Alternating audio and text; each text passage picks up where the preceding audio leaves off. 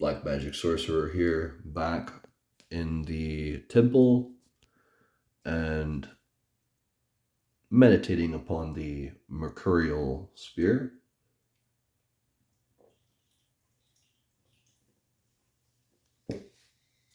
And while I contemplate Mercury, the liquid metal Mercury comes to mind, of course, as one thing related to Mercury, not just the planet, but that liquid metal. So I invoked Loki and I said, Loki, what is the purpose of Mercury? What can it be used for? What is the purpose of this liquid metal? And I just was guessing and I said, does it have anything to do with increasing psychic power? And the answer I got was a very strong yes. So, um, if that somehow is doable, I guess you could obtain some from maybe some of the science websites that have those kinds of chemicals. I don't even know if it's legal to have liquid mercury. Um, I know it's poisonous, and I know there's certain products that have it in it, but keeping it in a small vial, like this little vial here, a little mercury in a sealed vial would probably be okay. I just don't think you would want to unseal it. I know nothing about the liquid mercury, but if it's something you could seal up into a vessel and wear around your neck, then I guess that would be very awesome. It would be, yeah, it'd be perfect to be able to carry a vial of mercury inside a locket or something of that nature. The other thought that crossed my mind was making some sort of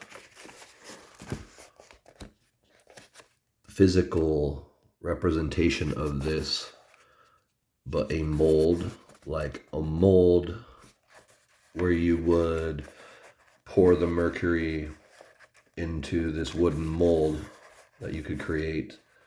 That would be about the same size. And then pour that liquid mercury into these carved out slots to represent each sigil.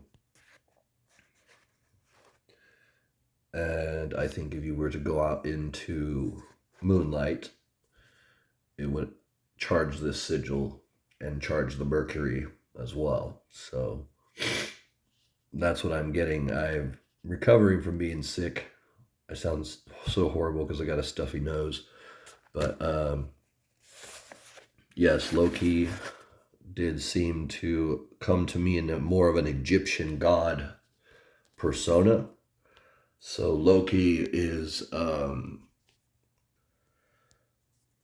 was so tempted to look up Loki, but I didn't do it because I wanted to get a natural reaction to how he wanted to manifest to me before I start putting my own projections of how I think he should look or whatever onto him. So I didn't bother with any images of Loki or pictures or whatever description of him per se. But what I did get was like an Egyptian, I want to say, some creature that is Egyptian that has wings. I'm thinking back to the healing that Carrie did on me, and I remember the burning ones, and I remember having visions of those kinds of spirits. He just seemed like the king bird of a very large flock. I don't know how else to describe him. And something about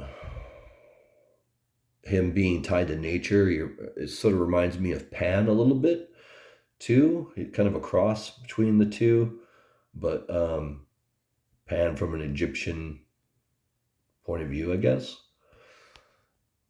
Those are a couple of impressions I get from meditating upon this gate. So what I'm about to do is just pull a couple of cards and see what the gate wants to tell me.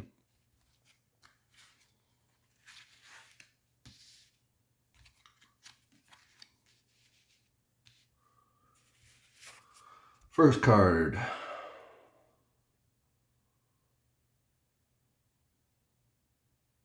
Will. I'm assuming this means the Wheel of Fortune. And it is very dark.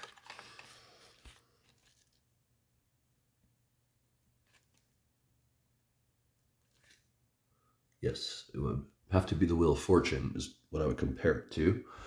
So that's one card. I'll put it down. The Emperor. Nice, clear depiction of the Emperor.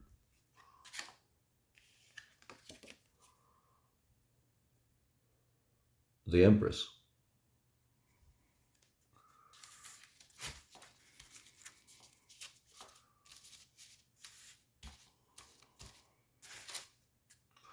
I'm going to leave these cards here, and then I'm going to come back later, look up the meanings in the book for this deck, and then I'll make another video about that. But yeah, very, very clear pictures of Loki as a creature that flies. That's definitely what I got from him, and I'm still getting from him. I don't even know if you can call him a him. He's very feminine in his. He's not vicious, but he could be, could be. He has a side to him, like a warrior side. Yeah, that's what I get. That's what I get from this and invoking Loki. So let me dive deeper. Dark blessings, and thank you so much.